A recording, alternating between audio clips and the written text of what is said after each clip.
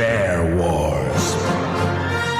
A long time ago, in a media market far, far away, there lived a little girl. Mama says when I grow up, I get to wear Jedi panties and play with lightsabers. But when he reached manhood, he received a mission to rescue a princess. But he could not do it alone.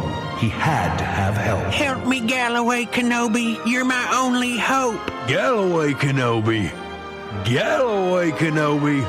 All right, okay, now that's a name I haven't heard in a long time. A long time. That's the first time in a long time. And I love that first time, long time. What's the Force, Galloway Kenobi? Well, it's many things. It's a radio station that I work for, Force Talk 820. It's also an energy field that surrounds us and penetrates us and binds the galaxy together, Is there a dark side of the Force? And if so, did it kill my father, Galloway Kenobi? Well, the dark side of the Force is something I like to call the hardline of the Force, and it's led by Darth Rhyner, the old gray Jedi. He betrayed and murdered not only your father, but John Rhodey and Rocco, too. You're scaring me. Follow the adventures of Grego Skywalker and Galloway Kenobi as they hire a swashbuckling pilot to take them to Alderaan. Han Solo. I'll take you to Alderaan. Well, I don't know. Is it a fast ship? Fast ship? You mean you haven't heard of the Millennium Falcon? Should I have? Well, she's the ship that made the Dallas to Addison beer run in less than 12 parsecs. She's fast enough for you, old man. We know that. What's the cargo? Well, you got me, the Hammer, 2 droids, and no questions asked. Well, now that's the real trick, isn't it? And it's going to cost you extra $500,000 a year because of a good kid who wants it all in advance. You'll be on the edge of your seat as the whole crew blasts into the Death Star to rescue a nubile beauty, Sports Princess Leia. Sports Princess Leia, I'm R.G. Grego Skywalker, and I'm here to rescue you. Ooh, so that's the brutal Scoopy. You must be a rich guy. But aren't you a little short to be a stormtrooper? Aren't you a little fat to be a princess? You'll be amazed and surprised at the final showdown between goodness and the dark evil of Darth Rhyner. Ah, yes. We meet again at last, Galloway Kenobi. In the old days, you were the #1 rated show, and I was but a spare at the zoo. But now, you are the lower rated show in Men 2554, and I am the master. Only a master of meaningless minor league stats, Darth Rhyner. If you strike me down, I will only become more drunker than you can possibly imagine, Darth Rhyner.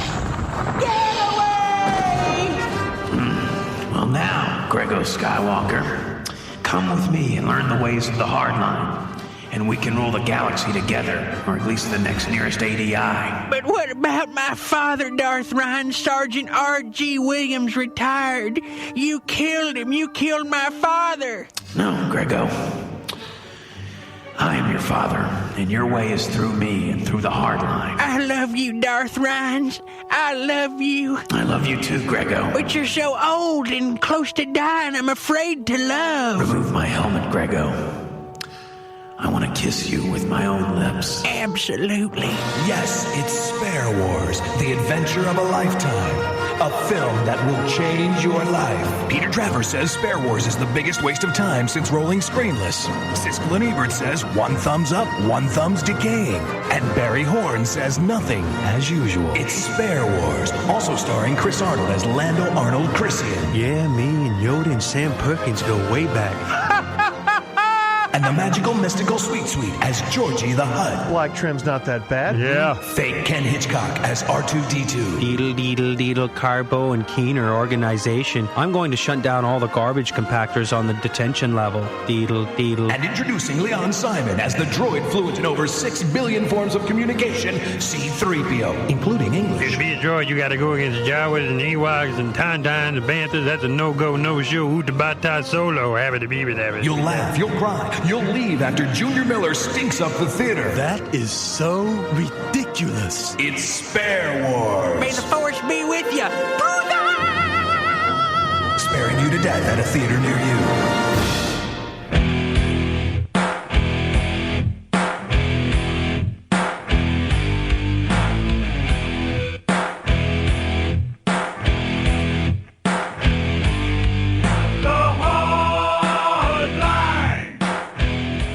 have agreed to do something to have a bit of a science experiment, and I think this is going to be so great, not only for you, but for the listening pleasure. How's this going to be great for me? I think you'll derive... What's in this for me? I think you'll derive quite a bit of... You'll be surprised, let's put it that way. All right. Mike has agreed to watch and review Star Wars. Star Wars. Yes. Star Wars. Star Wars. Star Wars. Star Wars. Star Wars. Star Wars. Star Wars. Star Wars. Dancing with the Stars. After 40 years. 40? Sounds so weird. Dancing with the Star Wars.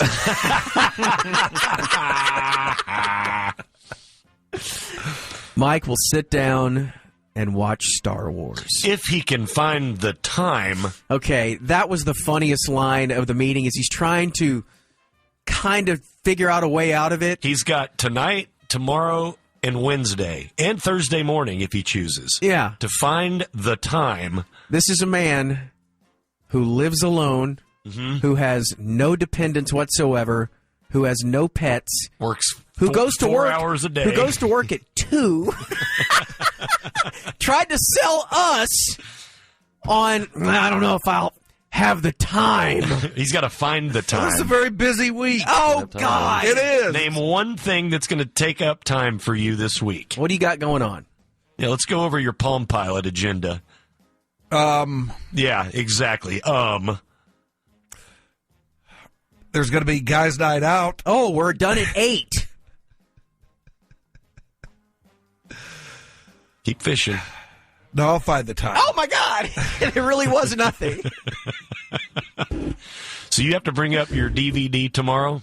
Yeah, I'll bring up my my cherished DVD of Har. He's going to lose it. Star Wars. No, I'm not. Anytime that you loan something to somebody, you assume that you're just giving it to them. Yeah, and you know what? No, I'm not. I think I have it you're on. not going to lose it. In multiple formats, too, so if he does, in fact, lose it. I mean, I lost your Office DVDs. I'm still pissed about that. You shouldn't have given them to me. I know. That was your fault. I know, and it was 15 years ago. And they really did just disappear. I'm like, I don't know. I watched them. I gave you a book, too, that you never read. Which book? Joe, by Larry Brown. Yeah. Never see that again. No, you won't. No. And I guarantee you, you never read it. He never even opened it up. I don't like book. But, don't you like books? You need books. Books are good. All right, if I watch this, will you read a book? Yeah, I mean, I'll read books, but this is more important than book. No one wants to hear me. You have to read a book of Mike's choice. No one wants to hear me review the Bruce Springsteen story or whatever he's going to pick for me. I hate books. The Todd Rundgren saga or something like that. This is great, though. That would be about like you reading the Todd Rundgren saga. This is going to be great. I'm telling you, the masses are going to love this. Oh, I'm going to love this. I really am wildly curious to hear what you think. Because it's not, I don't know what you think it is, but it's not. I'm just going to tell you that. It is so much fun. If you can put yourself in the role of a 7 to 13-year-old kid, which I can't do, just try. It's not even that. You don't have to do that. I mean, it's easy to like, but I want you to take. But you know, this is not my bag. This whole space thing. It's so much more than space. Yeah, it's more than space. It's not. What do I need to do to get behind this, Ty? Turn on your DVR or your DVD press player. play. Very easy. Just watch it. And I want you to take notes. I don't want you to take notes. I want you to write down questions that you have so you'll be prepared for the next day. Mm-hmm. Okay. Because there will be questions. What is a Jawa? Jawa. Is Ebola just a form of AIDS? That's what we're going to get. It's going to be pretty basic stuff, probably. No, that's fine. That's totally cool. Is Tatooine real?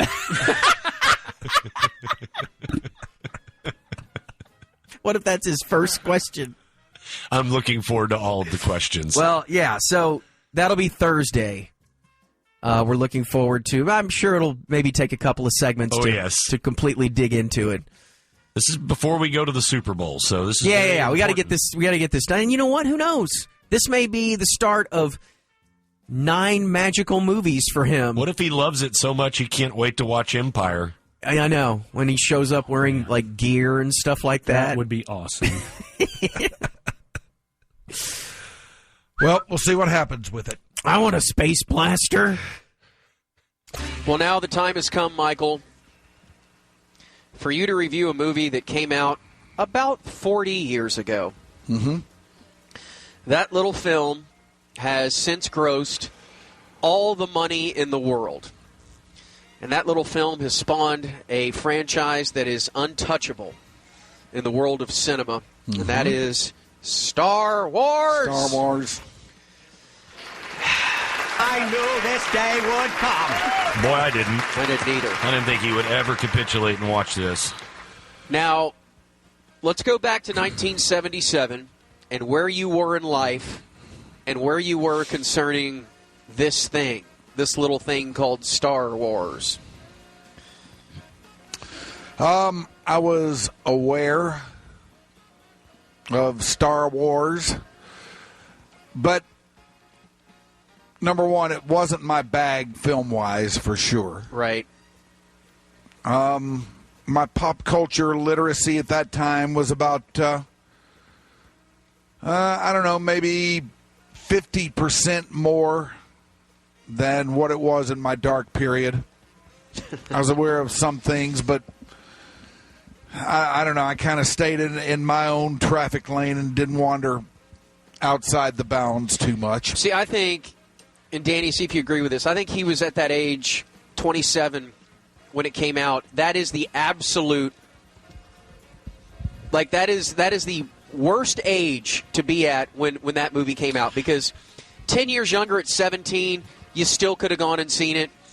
10 years older at 37, you're taking your kids. You're taking your kid, which my dad did. Yeah. You know, so you were in that middle ground of people that age. I guarantee you, probably 85% of the 25 to 27-year-olds in the country didn't want to see it because that is the most uncool thing in the world at the time. Well, first of all, it was overhyped, like ridiculous. I mean, probably the hype was proportionate to where it needed to be, but to people at that age, they're looking at that going, really? How can it be this great? And number two, it's for babies.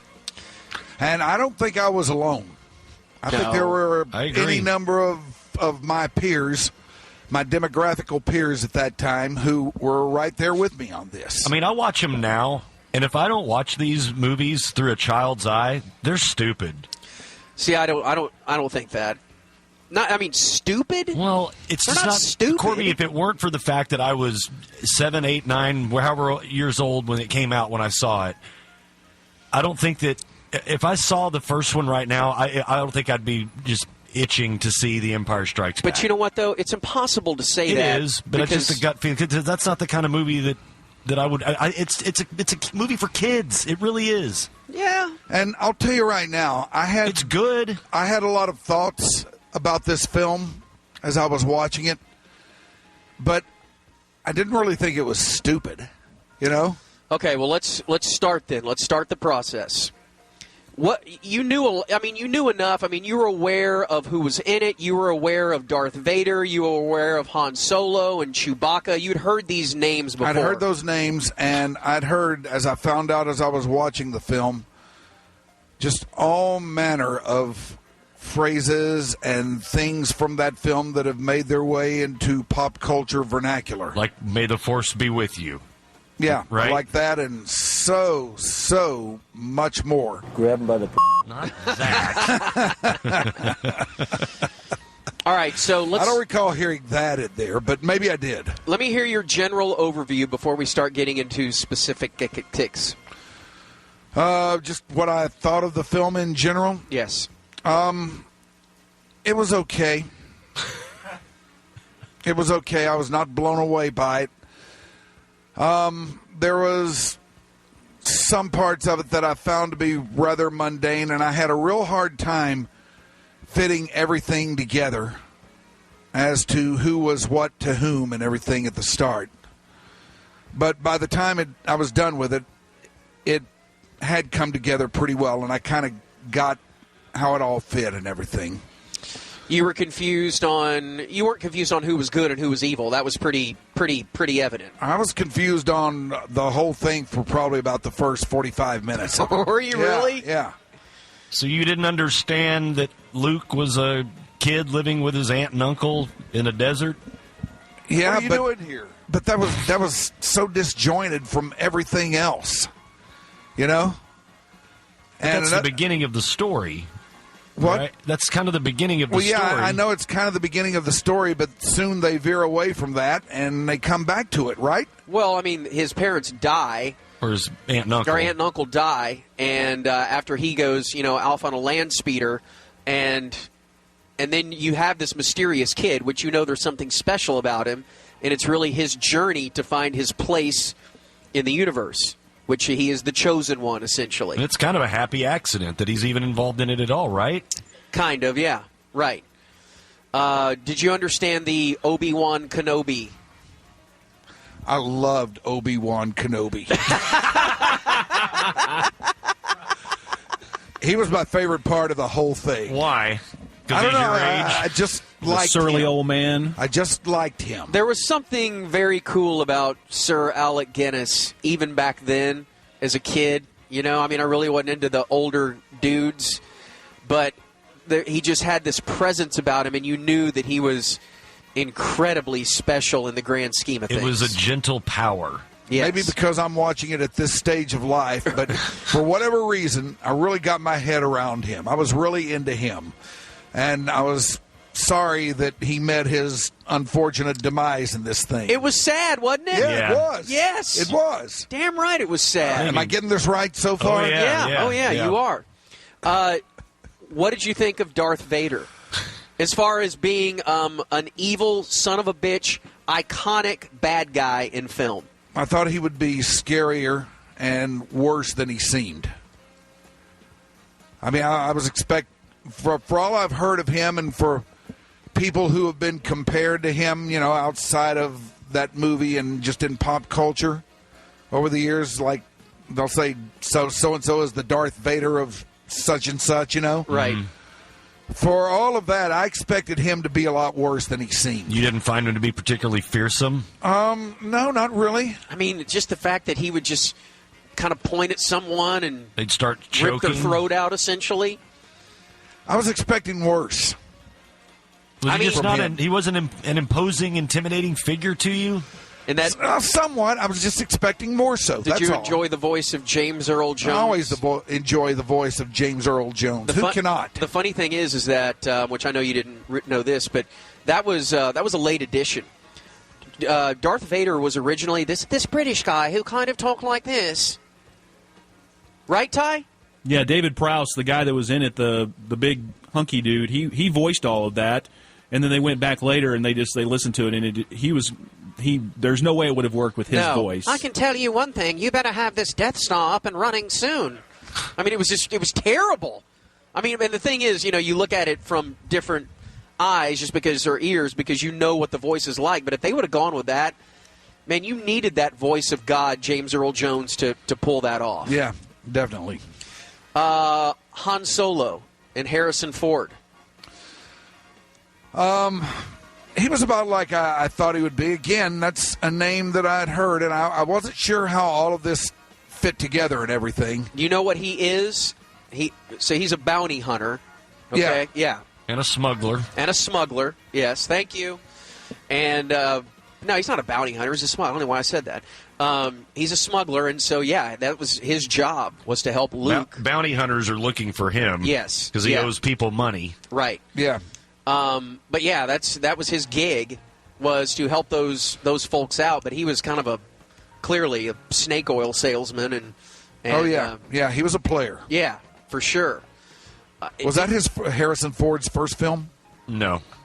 Oh, he was American Graffiti before that. Yeah. Okay. But it was very early on, Mm-hmm. you know? Yeah. Did you enjoy the garbage chute scene? When they were stuck in that trash chute with the monster and all that? Oh, yeah. That was kind of weird.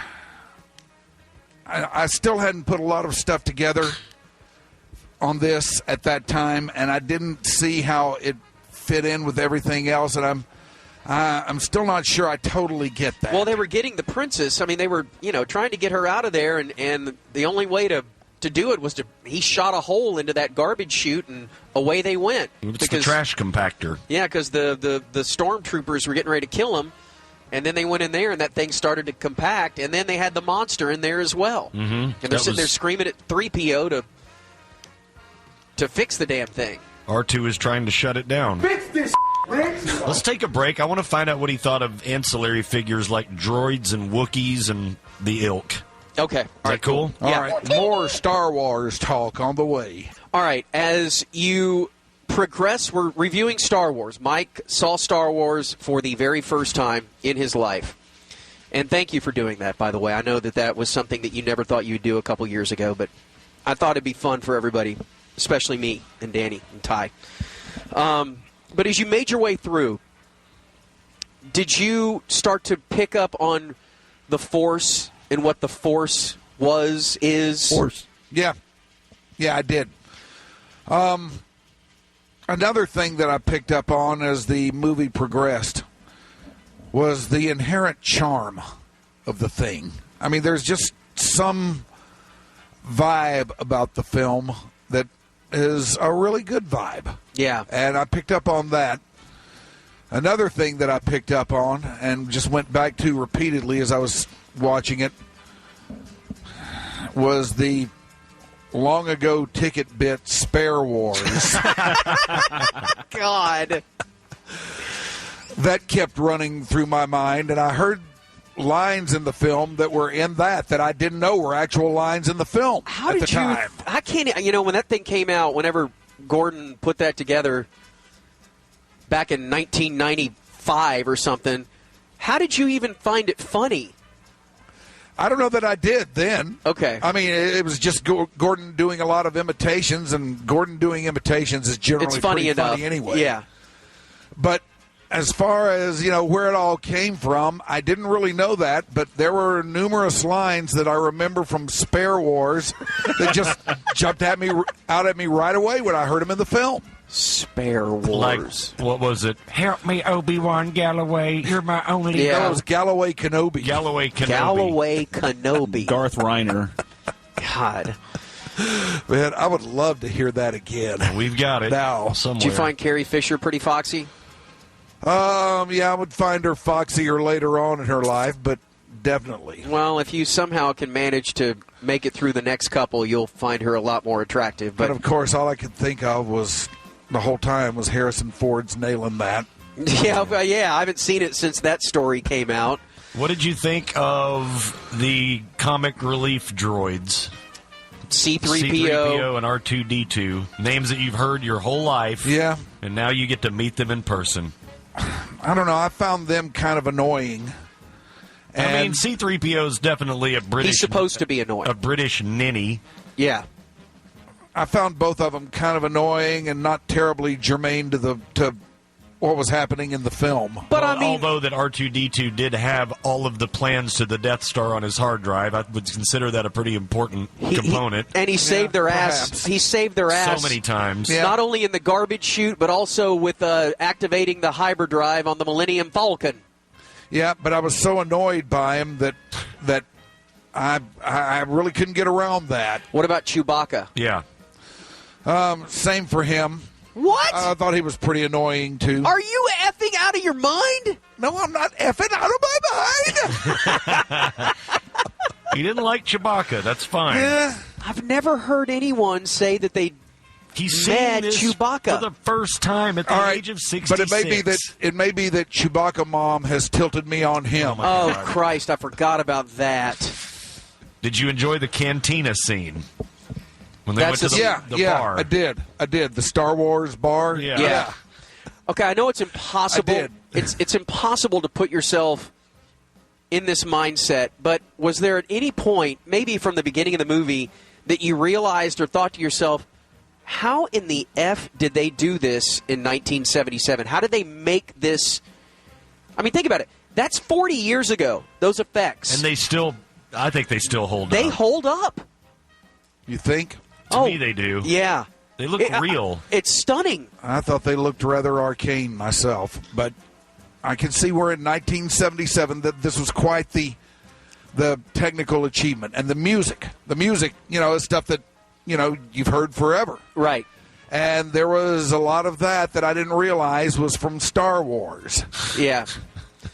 John Williams, he made his nut off that. Yeah, the main themes and everything you've heard over and over again, but there's a lot of stuff that I've also heard a lot that I just didn't know was that's where it came from. Yeah. Probably the Imperial March. The dun, dun, dun, dun, dun, dun, dun, dun. You hear that at Ranger games. Yeah, I kind of had a hunch that might be from Star Wars. Yeah. But I didn't know for sure. And the, anytime the Mino play the Jedi music, they always play, it's a variation of the main theme. Yeah, it is.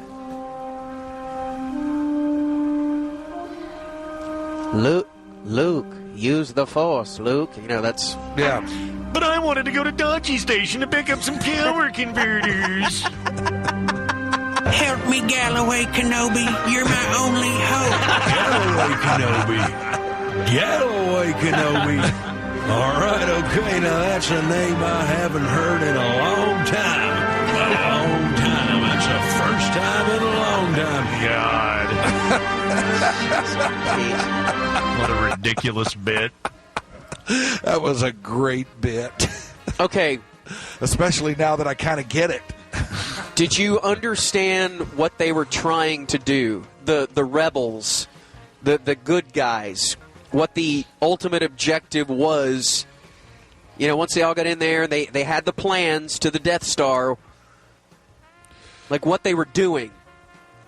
But the rebels had the plans to the Death Star, but didn't somebody take them away from them? They're trying to get them back? No, they got the plans, and that's the little hologram that you saw of Leia, of Princess Leia, at the very beginning of the movie that shot out of R2-D2. Help me, Obi-Wan Kenobi, you're my only hope. Well, that was the plans to the Death Star. Oh, okay. Yeah, that's what that was. And so they used those plans to blow up the Death Star. They found a weak spot in the Death Star. Yeah, it's a hole. It works every time. Right. Stop leaving a hole in the Death Star. Well, you find out why they did it in this latest movie. Hey, they did that across the way. Now you could watch the prequel. God, that would be really cool. Or have him watch Rogue One. To watch Rogue One first. Now that he's seen this one. But I don't want him to do that. I'd rather him go, if he wants to. He's got to watch him like we did. Yeah. It's like the English version of the Beatles albums. Yeah, you kind of have to. All right, so you clearly can see at the end that as why they move on to the next one. It's all set up. Right. I left this understanding that, what was to come next. Ty, do you have anything you want to ask him? No, you've covered it all, and I'm pleasantly surprised that he didn't completely poo-poo this. When I fully expected him to crap on it more than he did, and my hope was that he would say it was okay, which is what you did say. Yeah, which is what I did say. Right. And I did say that I understand the charm that the movie has and the appeal that it has. Right. And also, you have to remember, too, that when they were putting this thing together, just a bunch of unknown actors at the time, relatively unknown director, that they were just trying to wield this space thing together, and that nobody that was a part of it thought it would be anything. They thought it would be nice and, that maybe it would catch on to with certain sects of society, but imagine that thing. They were hoping for Star Trek. Yeah. They didn't realize it would be such a global cultural phenomenon that it turned out being. Did you like it enough that you would be willing to watch the next one? Maybe. Look, this is as far as films go. Mm-hmm. This whole space sci-fi thing is not my bag at all. Now, I will say this. Most people, including myself, believe that the next one, which is The Empire Strikes Back, You know what the Empire is? That's the bad Yes, guys. So yeah, it's there. So we Right, blew up their move. Death Star. Yes, Right, and it's their move now. Right. So they strike back. The Empire Strikes Back, according to most, it's the best. Is the absolute best of any of the films. I would happen to agree with that wholeheartedly. What makes it so? And you get introduced to Colt 45's own Billy D. Williams. You damn right you do. All right. Don't hold your breath to watch him dance, though. Oh, no. Dance to the stars. Oh, it's Massive Head Wound Tony. I think you should give that one a go. Mm-hmm. And then if you're just kind of nonplussed by that, then there's no reason to watch Jedi. You're just done. It's not for you. I wouldn't expect you to move on from there. But I would, if you thought this was okay to expand it a little bit, it is worth your time checking that out. I remember my dad. So my dad at the time would have been 40, probably around 40 when he saw this, and he took my sister and I to it. Mm-hmm. He didn't give two S's about this thing. And I remember asking him a million questions because I didn't get it as a 7-year-old, totally. And so I'm like, hey, when the next one came out, I'm like, oh, my God, Empire Strikes Back is out. Can we go see it? And I remember him going, all right. And even he left that thing going, man, that was really good. So this is the one, huh? Yeah, well, it's a better film. The thing is, it's not only a better film, but they had advanced technology so much in the 3 years. Well, they invented the technology. Well, yeah, and they were able to boost it. Yeah. To the point where you're like, there were so many things in there where you're just going, oh my gosh. And the story originally when Lucas showed this to a group of directors, like the most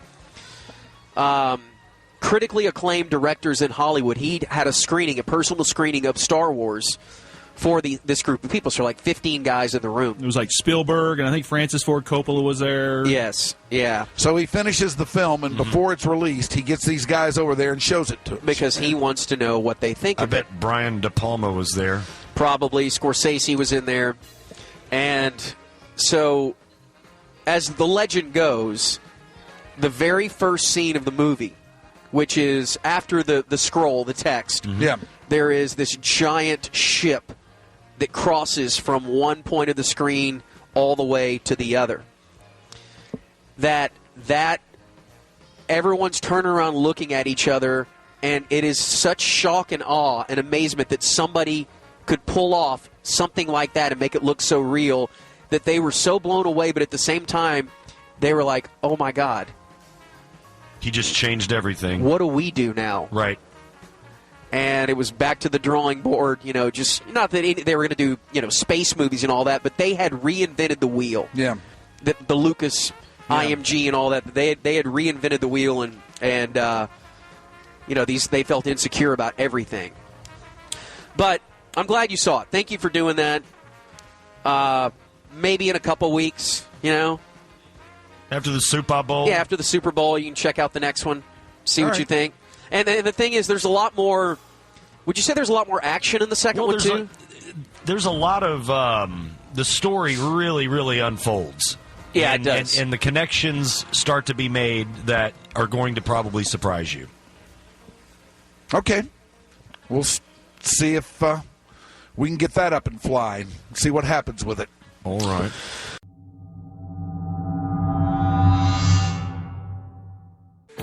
Last night, though, I watched something else.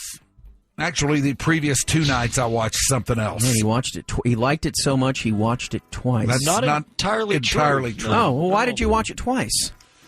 The first night, I've been drinking a little bit. On a Tuesday. What are you doing here? At home. Just At sitting around home? drinking. Whoa. The sea cow influence. God, man. You haven't been the same since Ticket Stock. I know. But I figured I better watch it again last night. Sober. Just to make sure I absorbed as much of it as I possibly could. So, I watched the second in the Star Wars series last night, The Empire Strikes Back. What most call the crown jewel of the Star Wars first trilogy. Now let's revisit quickly For those of them that don't know, those of you that don't know, Mike is reviewing the Star Wars trilogy. And he did, the first one about a month ago? Yeah, thereabouts. And what was your overview? He was like, it's okay. It's okay. Did you? I think it was before Christmas, wasn't it, that he watched this? Okay, whatever. Yeah. It's been less than a year. Yes. I've been drinking since then, so I can't remember. And you didn't think it was great. You didn't think it sucked. Yeah, it was okay. It had a certain charm to it. Mm-hmm. I kind of... You could see why people liked it. Yeah, I kind of get why people like it. I don't know if I get why it causes the level of fanaticism that it does, but okay. I mean, this whole genre is not really my bag to begin with. Yeah, but it's also place and time. It was a cultural phenomenon at that time, in the late 70s and mid-70s. So it was time and place more than anything, I think. Because it was revolutionary from a technical standpoint. It was the first of its kind. Yeah. On 1,000 different fronts, and it just struck a chord for that time and that generation. And here we are. And then, even all that, I can see it. Here we are 100 years later, and it's still going strong. Well, and funny enough, here we are in 2017, and Mike is watching The Empire Strikes Back, feasting his eyes upon it for the first time ever. Now, let's start at the beginning, Mike. Do we want to hear his general overview before we start breaking this down? Because I got a million questions for him. I really don't know how to go with this. Well, just ask some questions. Okay. So, at the beginning of the movie, they're out there on this remote space station, and Luke is out there in the snow. Yeah. On his little animal. Do you remember the name of the animal he was on? No, I don't, but it didn't end well for him. That was a tauntaun. Yeah, okay. And it made weird noises, kind of like a lamb. Yeah. Okay. There are some other things that make weird noises that I want to ask you guys about, too, but go ahead. All right.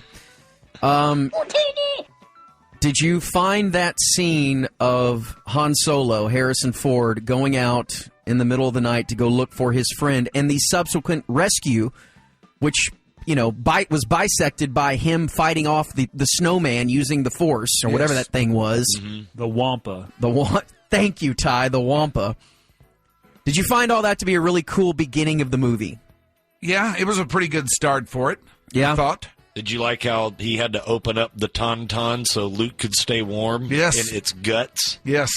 That was pretty awesome, right? Put on the tauntaun. Did you enjoy the line of, and I thought these things smelled bad on the outside? Yeah.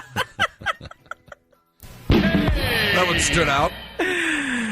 And, and so you got the sense that Luke had progressed in his training of becoming a Jedi. It's a much more mature Star Wars. Yeah. It's a little bit more Star Wars for grown-ups than kids. You know what the weird part was, too, when I was a kid, is that those next two movies, those three stars aged. They looked so much older to me. Well, Mark Hamill had a really bad car accident before they started filming, to the point where he almost died, and he had those big scars, and they had to write that in to explain why he was so scarred up. Yeah, but they all looked older to me. Yeah. Leia, probably because she was way into drugs, and that aged her a little bit, and Harrison Ford just looked like an older man to me. But it was it was a grown-up feeling from these people being kids almost. When I think of Harrison Ford today, though, I think of the guy who's married to Ally McBeal. I think of the guy that almost took out a 747 a couple of days ago. Get out of the air. So you had that beginning, and then you have Luke saying, it's time for me to complete my training. Yeah. And off he goes. Right. Now, were you aware at all of what was to come and the character known as Yoda? Had you ever heard of Yoda? I had heard of Yoda. I was not terribly familiar with Yoda, but I had heard of it. And one of the reasons I was because some years back, somebody put my face on Yoda. Like in a picture. Yeah. Not in real life. Somebody thought it would be funny to do that, and they did it. So did you know immediately that when he found that little man that was Yoda? No, I didn't. You didn't know? Okay. I did not. Okay. The lady friend had to coach me on this a little bit. All right. Did she tell you right? She didn't tell you, did she? Tell me what? She wasn't spoiling it. No. Okay. No. All right. I mean, she would only say something when I asked. It was just to keep me, online. Usually he was asking for a refill on his drink. Well, of course. Can I get a topper? His Manhattan was just running a little bit low. Did you like that scene, though? The training scene and with Yoda and all that. Was that pretty cool? Was that pretty cool, little buddy?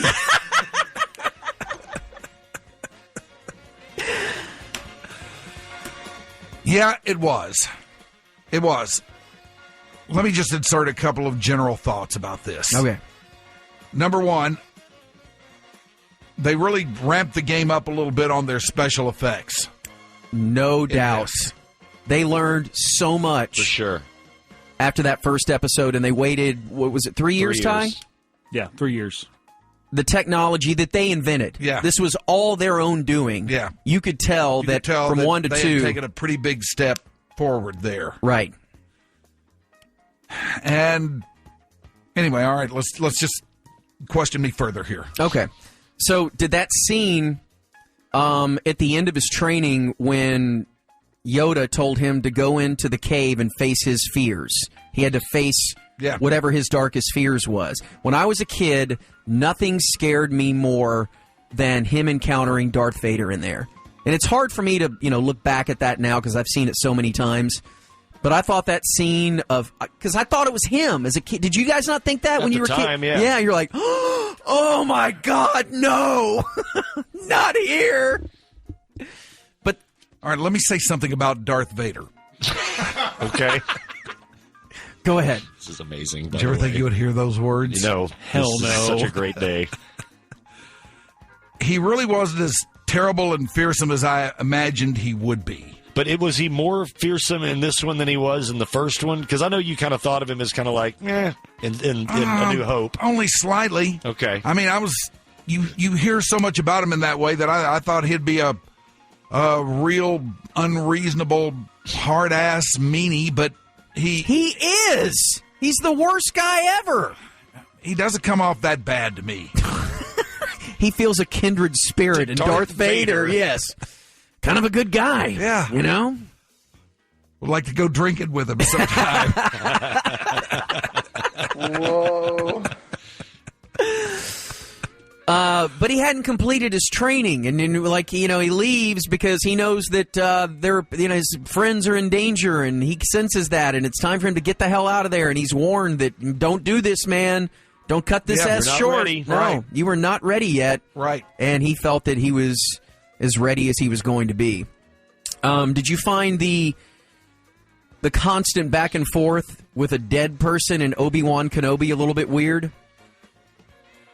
Well, in view of the fact that Obi-Wan Kenobi was my favorite character in the first episode, I was kind of glad to get him back in there any way possible. No matter what form it was? Yeah. No matter if it was Chubbs? But I don't know. I wouldn't say I found it weird. I guess in Star Wars, I'm looking at this, with an empty easel. Anything's possible, right. And when he said in the first one, when Obi-Wan was killed by Vader, and he pulls the lightsaber in and says, "You strike me down, I'll become more powerful than you ever imagined." Yeah. I loved Obi-Wan Kenobi. That's what it was. That's why he was more powerful, because he could give this advice from the moon, wherever the hell he came. Run, Luke, run. Use the Force. Why am I a beetle? Because he was a beetle, basically. So what did you think of Billy D. Williams? The Colt 45 dude is Lando. Yeah. Do you remember his name? His full name? Lando Caramisio or something like that, wasn't it? Close. There he is. What is it? Lando Calrissian. Yeah, Calrissian. That's right. Caramisio. He's not a coach for the Trailblazers. Oh, boy. Did you enjoy that? His little hey, anytime you can work Billy D. Williams into anything, it's good. Yeah. Yeah, he was... I liked him. He was instantly a favorite of the fandom back in the day. Yeah. And I don't know if it was because of the Colt 45 thing. Was he already doing that? Yeah, definitely. He was, okay. Sure. All right. Man, I loved him. To my recollection, he was. That was the 70s, the Colt 45 stuff, right? Or was it after that? It had to have been the 70s. Okay. But what did he do before Star Wars? Black movies? Yeah, blaxploitation. He was a blaxploitation guy? Yeah, I think so. Like Fred Williamson and Pam Grier and all that? Rudy Ray Moore. Except I never could really get an adequate handle, and I'm still kind of confused on whether he's a good guy or a bad guy. He's a good guy. He's a bad dude that he basically won that planet, or that station in a poker game, right, Ty? Yes. That's how he acquired that, and they he have poker in Star Wars? Well, some type of space gambling. Space poker. But he was a bad guy, and there's no doubt he was doing illegal things on that planet. He's a bad guy like Han Solo's a bad guy. Right. But he's got a big heart. Yeah, he's got a good heart, and he got blackmailed or coerced into doing the bad thing that he did by the Vader. Empire, but then tried to make up for it as best he could. Yes, he did. Tried to right his wrong. All right, let's take a break because I want to get his views on the last 30 minutes, the climactic ending with the fight between Vader and the information that's revealed. Yes, the revelation. This guy says hearing Mike praise Darth Vader is like hearing Trump praise Putin. I'll take that. Oh, man. All right, so we're in the middle of Mike reviewing The Empire Strikes Back. He's never seen it before. Saw Star Wars a couple months ago, and now we're in part 2 for Empire. So, overall, before we get to the last 30 minutes or so of the movie, did you enjoy this more than you did the original? No, I don't think I did. And I don't really get why it's considered better than the original by you big Star Wars heads. Just hearing you talk and describe the movie sounds like you liked it better. You have more good things to say about as we break it down part by part. On the other hand, I watched it twice, once when I wasn't drinking. So. Right. Yeah. Get down on it. We were worried about you. Drunk Star Wars. All right, so let's get to the last 30 minutes when finally you have what Star Wars fans were really waiting on until that moment, and that is the confrontation between Luke Skywalker, the young Jedi, and Darth Vader. And you knew enough about Vader at that point, and you knew enough about Luke at that point from a father's standpoint, or lack thereof. And I can't remember as a kid what I knew or didn't know going into it. Can you put yourself back in that place and think whether or not you knew what was coming? No, I didn't know, man. When he issued the line, I among everybody else in the theater just gasped. Yes. When he starts saying "search your feelings," search your feelings. Did you have any idea that was coming? I kind of did. You did? Yeah. Did you know it from just absorbing it, or just the way it was building up? Just the way it was building up. I think as an adult, you would recognize that. I think we were small enough to where... I was like 11 or 12. No, I know, but you still don't get a lot of things... No, that's what I'm saying. Oh, yeah. Because of that. Right. Well, there are those who would say I'm 11 or 12, too. Yeah, probably. But, I mean, was that I like dinosaurs. To me, I still think of that scene of when... Oh, God, we haven't even gotten to the part of Han Solo being frozen and Jabba the Hutt being introduced. Yeah, what'd you think of that? Did you like Jabba the Hutt? Yeah, it's really neat to finally do the name face thing with all these pop culture references that I've heard all these years. I bet. How did you go through life and when people go, man, that chick looks like Jabba the Hutt, you're just kind of like, all right. Yeah, I did. I had no idea what they were talking about. Yeah, whatever. But yeah, that was, to me, that was another stroke of Lucasfilm genius because, and there are documentaries where they show you how Jabba the Hutt worked. Mm-hmm. I mean, it was a living, breathing thing. It wasn't this CGI type thing. That really Jabba actually was in Return of the Jedi. Oh, God, That's the beginning? Oh, that's the beginning, right. So, wait, they froze him, and then they met Jabba, and okay, sorry. Spoiler So he wasn't alert. in this? He was mentioned a lot, right? Yes, and he probably saw him if you gave him the special edition where they did the CGI Jabba in Star Wars. I gave him whatever the new Trilogy Blu-ray is, so there's a chance. So that is he it's in that? There. Yeah, remember I saw something that I wound up thinking was him. Was it a big snail-looking slug guy? Yeah. He is in that one, the one that they added all the dumb extra scenes At what to. point is he in it, though? Because I don't remember seeing that, and I've seen the... In the first one, it's when Han Solo is going back to get the Millennium Falcon ready for Luke and Ben to show up and then to leave to go to Alderaan. And they added that scene where they put in the CGI Jabba where he confronts him and tells him that if he doesn't pay him his money, he'll put a bounty on his head. That's and right. Boba Fett ends up capturing him, right? Yes. Freezes his ass. So that Now, you did Boba- see him. Now, Boba Fett's in Empire Strikes Back. Yes. Not Jabba, Boba. All right, question. Yeah. What is Ben? Exactly. Ben Kenobi. Obi-Wan Kenobi. That's his... He didn't go by Obi-Wan. Pseudonym. Oh, okay. Like in the Obi-Wan's his Jedi name, but in A New Hope he went by Ben. Remember, because if you remember, he asked him who Obi-Wan.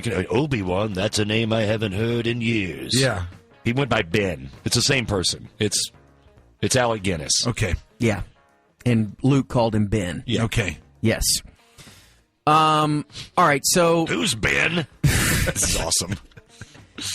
That fight, though, when basically he traps Luke in the same place that he trapped Han, correct? Like, Luke backs up into the freezing chamber. Yeah, into the freezing chamber, and from that moment on, I thought that fight was pretty spectacular between the two of them before the reveal. Right. Like, it was really cool. Now, it's not like it is today where basically not only do you have just basic lightsaber battles, everything's kung fu based. They're bouncing off the walls. Yeah. I mean, it's a little more simple, but still, that was a kick-ass fight for its time. Mm-hmm. Yeah, I liked it. And, I mean, but even though you could feel that coming on where you're like, wow, that's Luke's father. That, I thought things might be headed that way, but I didn't know there was going to be a big reveal like that. Right. With his arm cut off and all that. Yeah. And sitting there and, I'll never follow you! Or whatever he said. I don't know. That's Grab him by the...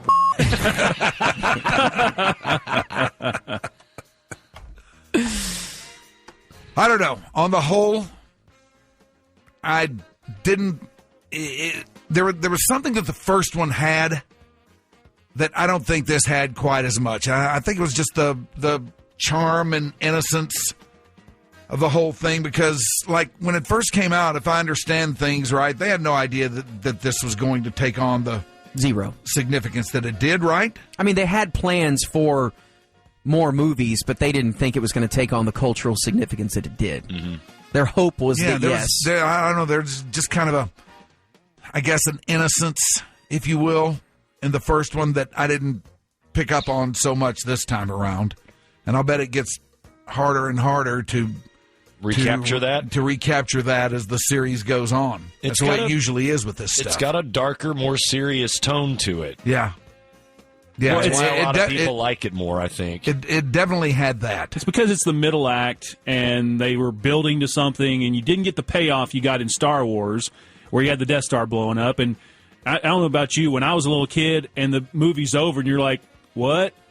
I don't get a resolution for 3 years? Right, and that was part of, being a little kid, that, like, when you just see him being picked up at the bottom of whatever that planet is. Bottom. Or whatever that station is, and you're like, wow, that is it. That's really it. And but I mean, it's not like the Death Star blowing up, but just the reveal of Vader was enough. That was enough to just be like, oh my God. How did anybody keep that a secret too at school when kids went and saw that, All right, now can I tell you 3 things I found annoying? Yes. One was Chewbacca. You hate Chewbacca. Yeah. Why do you hate him? I don't hate him. I just find him a little bit annoying. I understand his purpose. He's kind of the heavy. But he does nothing except make noises like that. He can't speak, Mike. He's a basic gorilla. Okay, then make him mute. Don't have him running around making noises. The other was R2-D2. You hate R2-D2? Well, I don't hate him, but it bothers me a little bit that he just consistently slides around making computer sounds.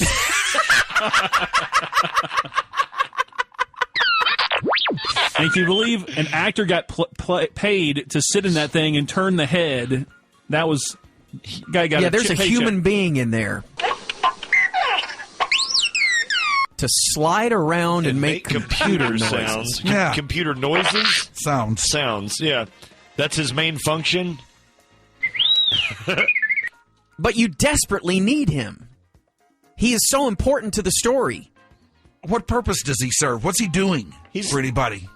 Well, first off, in the first one, you forget, he got them out of the garbage dump. When the trash compactor. Yeah, the trash compactor. When they were all stuck in there and the water and the creature was in there, he's the one that made the walls go back. He's the one carrying the Death Star plans. Yes, he's carrying the Death Star plans. He's the one that showed them initially. He's the one that activated the hyperdrive on the Millennium Falcon. Yes. He is very central to it. He also... Yeah, that's right. He did do that. Yes. He was flying with Luke and the Death Star, when they blew up the Death Star. And he was his robot helping him out. Co-pilot, man. Yeah. He's very important to the story and continues to be. He's probably the most functional character in the whole damn thing as far as contributing something. I'm surprised C-3PO didn't... Well, he did too.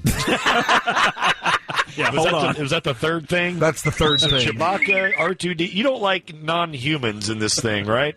Pretty much. Yes. Don't forget Pajama Graham. I mean, I understand CPO3's function, but there was just a... Is that not right? No, you got it right. You're close. Close enough. Oh, my God. But there was just a lot of it. I mean, he doesn't know when to shut up. No, he doesn't. He's kind of a ninny. Yeah, he's the over-talker. I think he's gay. I think he's a gay robot. Maybe so. Gay tendencies, at least. The effeminate, effeminate gold robot. So what's your review on C-3PO? I don't know. He just kind of bugged me because of that. He doesn't know when to shut up. I mean, he's consistently commentating on everything that's going on when a lot of that stuff doesn't require that. You see it. I know why you don't like him, because he loves engaging in small talk and chit-chat. Yes, that's right. Yeah. He does. And he's British. Small talk and chit-chat. Man, I never thought that I would hear him say, though, that Vader wasn't that imposing of a figure, that Chewbacca... But you love animals, too. Chewbacca's he's the perfect he's hybrid. A puppy dog. He's so nice, but he's strong and he's protective. Very loyal. If he just didn't make such noises, the good puppy dog doesn't make noises like that. He can't speak. He does speak. Well, he speaks in Wookiee. And Han understands it. Yes. You know, Han can understand everything he says. Yeah. That's his best friend. I guess that makes him necessary to the thing. He's very necessary. And he's got a crossbow. And he's got the Rambo bullets and all that. He's a badass. And you know who plays him? A guy named Peter Mayhew, who lives here. Yes. That I do know. The old 7-footer that lives here. Yeah. We brought him up here before, haven't we? Wasn't he on the Bob and Dan show or something? Yes. Yeah, we had him. When I was working with Chris, we had him up too. Yeah. I'm not sure he's getting around very well anymore, is he? No, he's very limited. Yeah. That's what happens to a 7-footer. What did you think about in the beginning, those giant walking robots that they had to fly cords around their legs to get them to fall over in the snow? The bad guys that had the big the Imperial Walkers. Remember them? Yeah. They were just long-legged things with little cars on top, basically, and they walked. And then they looked very. When I first saw those, I was like, oh. How are you ever going to get those down? When they see them coming out of their long-range binoculars? Yeah. Yeah. And they don't know what they are. Too. Okay, where's this going now? How are they going to get those guys down from there? Pretty badass, though. They flew around it with a little wire. Cable. Yeah. Just tripped them.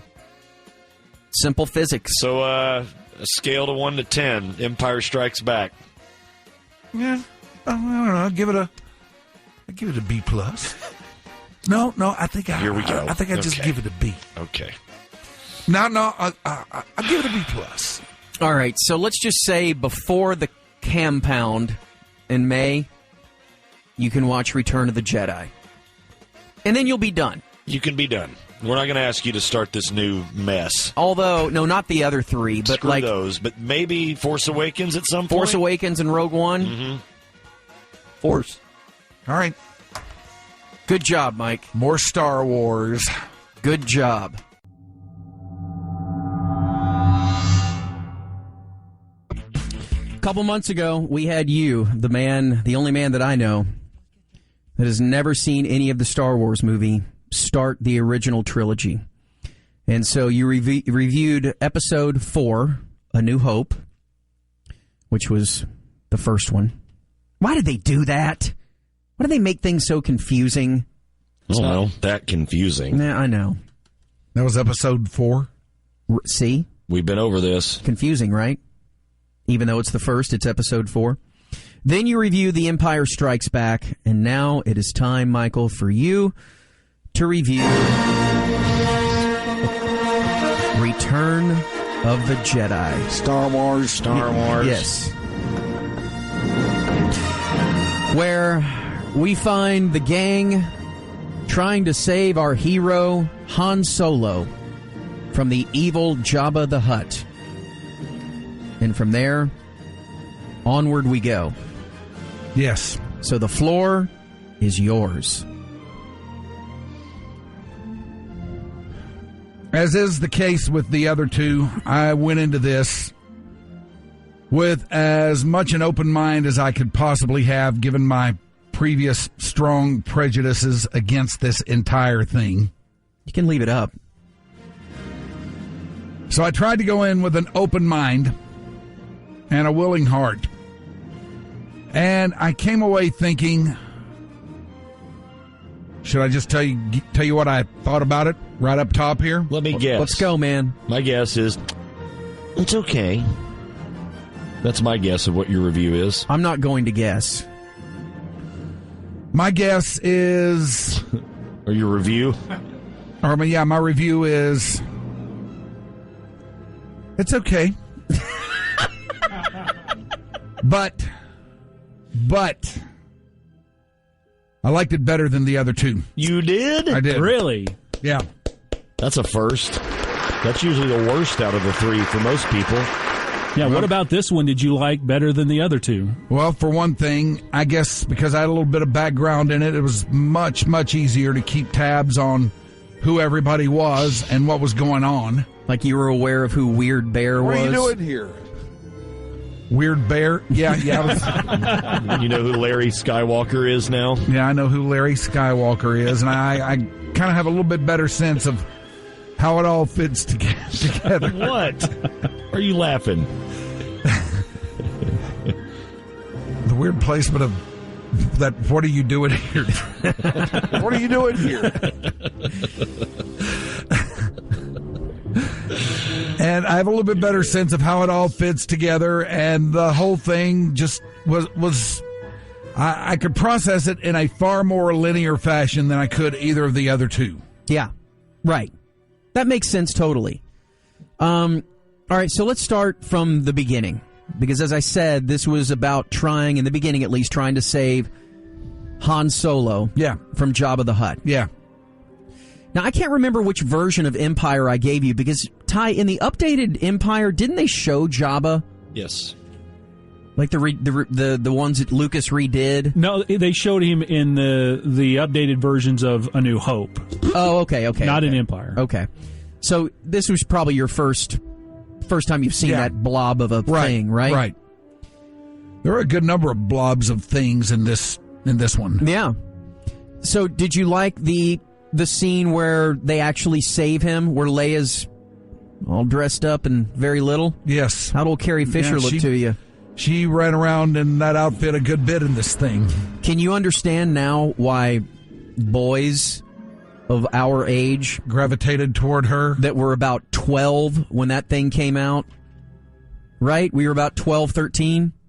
Yeah, about 13. I always thought she was pretty foxy anyway. Yeah, but you never saw her like that. No. She wasn't dressed like that in When Harry Met Sally. You know? Yeah. That was like, I mean, that was like the first thing walking out of that theater was like, God, that was amazing. What a greatest movie of all time. And then my buddy's like, dude, Carrie Fisher, She's your girl's hottest. Yes, that's exactly what we were saying. But could you tell that the technology had even improved since Empire? Yep, there are incremental steps in the improvement of technology in all three of these. Right. And you can, it's very obvious they want to show off their new toys, right? Yeah. They got new toys and they like playing with them. However, they did a great job of staying true to what the thing's all about. Right. All right, so... Did you like the big blaster / saber fight that had the big cone in the mouth in the desert thing? Yeah. That was a really bad explanation of what I was trying to say. What the hell were you trying to explain? After they get Han out and This is when they actually save him. Yeah. Yes. Yeah, that thing where it's outside in that desert and it's got that conical thing in the ground. The monster. Sarlacc. And there's a monster in the ground with a mouth. Yeah. Did you like that? That was pretty neat. Now, my biggest question on this, though. Yes. Go ahead. I want questions. Okay. What were all those little monkey-like creatures that were running around called? It was the Ewoks. We told you you'd love the Ewoks. And they were speaking Ewokese. Is that right? I guess. What were all those little monkeys? That's a good question, yes. And for a lot of people, that's kind of what ruined the movie. Because it got too cutesy. Yeah, it got too, they had a bunch of midgets. I could see that. It was George trying to make something that he thought he could sell, that it would appeal to the kids and they could go buy something. And at the time, I didn't mind it. As a kid, I didn't really mind it that much. I thought it was pretty ridiculous, but still. They were unnecessary. Yeah, they were. In the grand scheme of things, they were... as a novice... I thought it distracted pretty strongly from the story. Right. No, it did. George likes to show how things like that can accomplish anything, and that's what he. And unfortunately, it came out to be the Ewoks. He could have found much better creatures or something that show that nature or things that aren't as technologically advanced can overcome. But in the end, it just makes it look kind of corny, kind of cheesy. Yeah. The thing that I remember the most as a kid that shocked me from the transition to first, second to third was the aging of Luke. Because he had gotten in that accident. Mm-hmm. Was it a car wreck or a motorcycle wreck? Yeah, in fact, it was right as the original Star Wars was coming out. He got in a really bad car wreck where he almost died, and they had to... Mark Hamill did? Yeah, they had to do tons of plastic surgery on his face. And he, especially in this third one, he looked so much different. He didn't look like a kid anymore. Yeah. He looked weathered. Yeah, he really did. But wasn't it cool to see a nearly fully finished badass Jedi that wasn't in training anymore, that all the powers, that was, mind effing everybody? And I love the confrontation between him and Darth. You did? Wasn't that great? Yeah. I was very tense. Yeah, it was. I liked Darth, the way they used him. He was far more a player in this than he seemed to be in either of the other two. I mean, you knew he was there. Did he get more screen time in the third one? Man, it seemed like he did. Definitely. He did? Okay. Yeah. Okay. It's been a while since I've seen that third one. It's probably been... Yeah, it's been a while. 6 or 7 years since I've taken a look at that third one. Yeah, but I mean, just because you didn't find him to be too terribly evil in those first two. It didn't resonate why this guy was thought of as the greatest villain in movie history. No. Not in the first two, but you got a little bit better sense of that in this one. He's a real son of a bitch. Yeah. And he was letting people know about it, too. All right. How did you feel about the revelation that Luke had a sister? Sister? I was surprised by that. Good. I was, too. That was the idea, right? Yeah. A surprising revelation. And by the way, you know how anytime on this station, you've not been aware of this, but anytime on this station when someone was like, yeah, so my sister, blah, blah, blah, and every time someone goes... Sister. Yeah. That's just from that. Okay. That's from that. Yeah, I saw that, and that golden bulb of enlightenment went off over my head. Sister. Oh, that's where they get that. All right, so in the end, I'm trying to think of the middle portion before they got to the Ewoks. Like, you had saving Han, and then what was the transition to get to the Ewok jungle, or was there any transition? Was that Endor? Yes, Endor was the name of the planet. Well, you had them getting that plan ready to go deal with the new Death Star. Yeah. You had Luke returning to Dagobah to finish his training, which he ends up not doing. And then it really just goes right back into Endor. Yeah, if you remember, they had to go to Endor to disengage some tractor beam power source or something. That was the whole point of them even being there. Yeah. But you were able to follow along, even though you didn't have your Star Wars buddy watching it with you? Yeah, I kind of needed a little bit of help from time to time, and there were a couple times where I rolled it back to see if I could, on a second look, understand something a little bit better, which sometimes I did, sometimes I didn't. But, yeah, it fell together a little bit better for me than either of the other two have. And you got the sense that the Emperor, the really evil guy, like, was that guy creepy at all to you? Yeah, he was, and I was not expecting to see him. Yeah. That's why we call Jerry Jones the Emperor sometimes, because he kind of looks like him. And he talks like this. Yeah. I was going to come in here and ask you about Darth Vader's boss. It is his boss. It is his boss. That's his Dan Bennett. Yeah. Like, I remember thinking as a kid watching that for the first time, I mean, you're almost in tears as he is being electrocuted by the Emperor. And it goes on forever. It does. To the point where he turns to Darth Vader and he's like, Father! Yeah. As he's reaching out to him, and you're like, do something, Vader! And then that moment when he actually does, that was like the Emperor. That was like the jump off the out of your movie seat moment. Like, oh, yes, he did it! It was like the Russian falling in Rocky IV, like, oh! It was pretty cool, wasn't it? Yeah, it was pretty cool. He was a badass for sure. I know how much you hate CPO3. Did he annoy you? Did he annoy you just as much in this one? And second part, did you like the part where the Ewoks thought he was Jesus?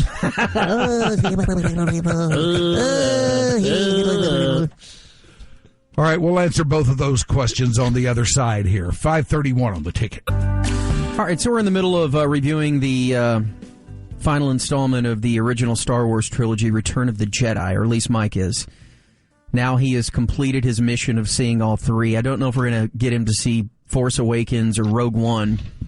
Although I'd have to think that not being completely attached to these characters, like we have been for 40 years, that I think that he would actually think that Force Awakens and Rogue One are better than the original three. I could see that. Like, I think I would. A lot of people on Twitter are recommending that he see Spaceballs next. Yeah, are you familiar with Spaceballs? Have you heard of that? Baseball? No, Spaceballs. Isn't that like a goofy space movie or something? Mel Brooks. This is the Mel Brooks send-up of Star Wars. Oh, okay. Which my kids love. They like Spaceballs? Yes. I loved it, too. Mm-hmm. It's just a 100%. It's Rick Moranis, it's Mel Brooks, it's John Candy. John Candy, instead of Jabba the Hutt, Mike, he plays Pizza the Hutt.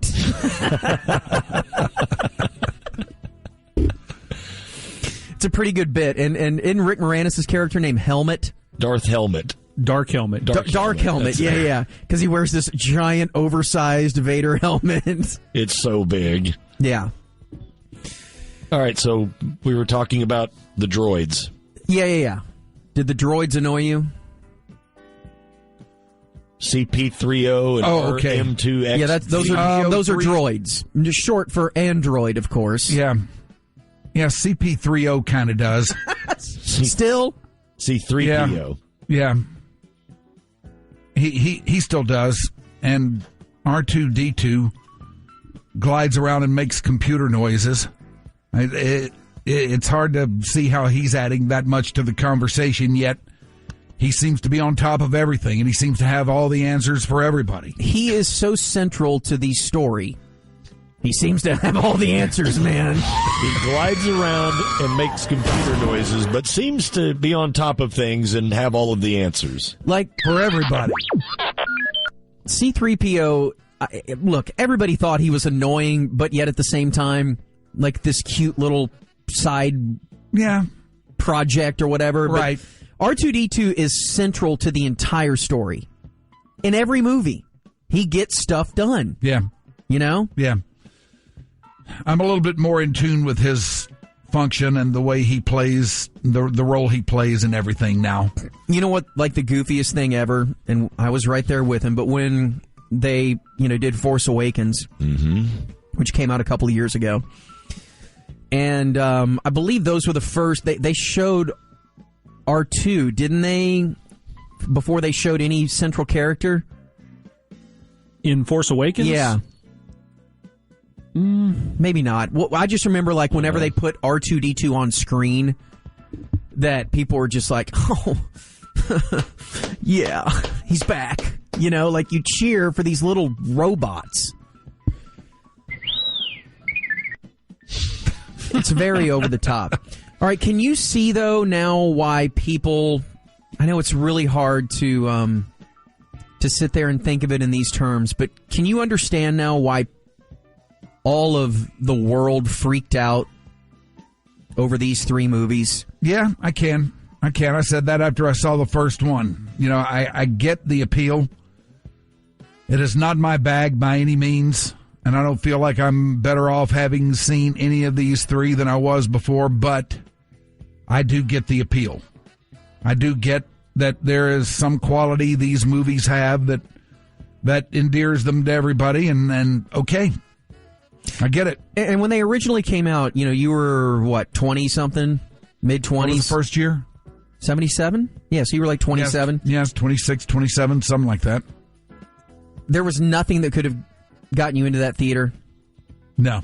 Because I know people in their 20s were seeing it. I had zero interest in that. Nothing at all? I mean, Nothing even though all. you would see on TV the amount of people dressed up and wrapped around the Man Chinese Theater or whatever. I looked at it and just went, great.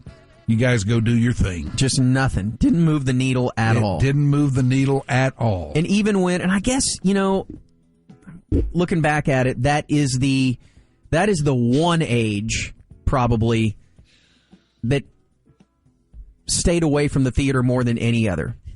Because you were too old for what was perceived to be a kids type thing. That was the thing. And you didn't have kids. Yeah. I had no kids. Not that I knew of anyway. Because you were doing it a lot. I know what you're saying. Yes, I had no kids, and I was not into kids things. I was preoccupied with being cool and playing soft rock and... How was that cool? In hotel lounges. Was the reveal of Darth Vader, and I'm asking everybody here, when he took his helmet off, was it very underwhelming for y'all the first time you saw it as a kid? Because I can remember being like, You thought you were going to see some monster and you saw some old man? Yeah, I'm like, that's Darth Vader? He was much older than I anticipated. When I started to think that was what was about to come down here, I figured that was the only way it could be. That he would look something like that? Yeah, that he was going to be a character that was not imposing at all.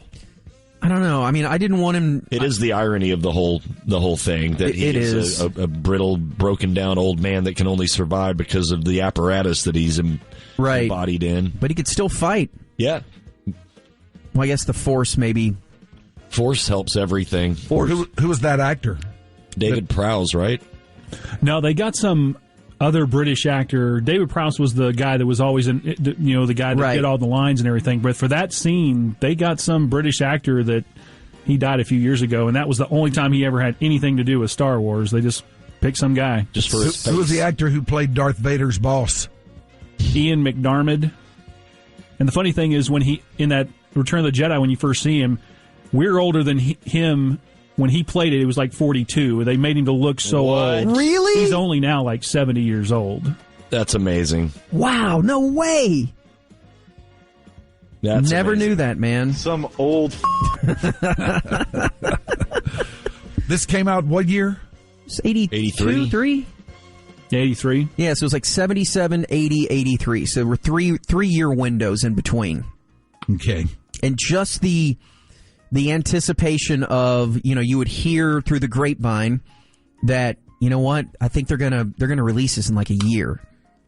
And as a kid, it was like the third Boston record. You just couldn't imagine how great this could possibly be and how it was going to change the world. Did it get held up and released because nobody was ready for it? No, pretty much. Because the guitars were just too awesome? The droids were too awesome? Yeah.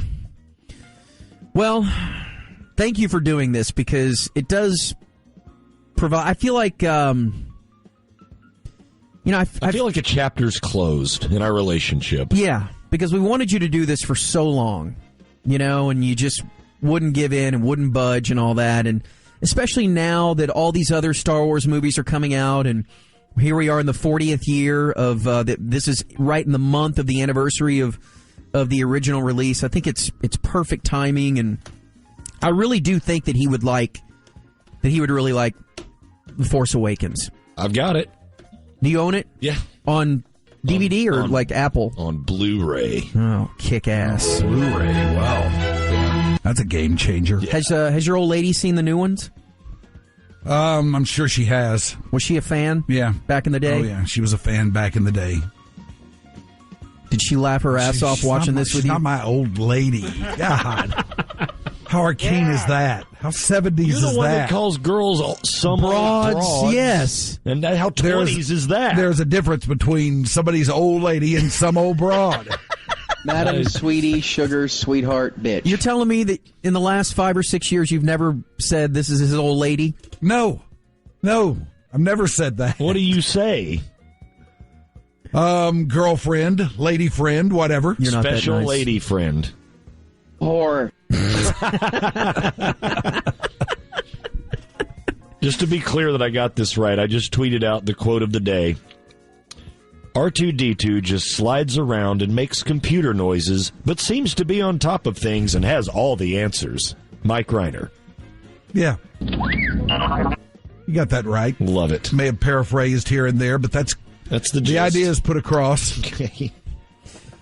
Sorry, I got it wrong. John Candy was not Pizza the Hut. He was Barf. He was Barf. Yeah, so he was like the Chewbacca knockoff.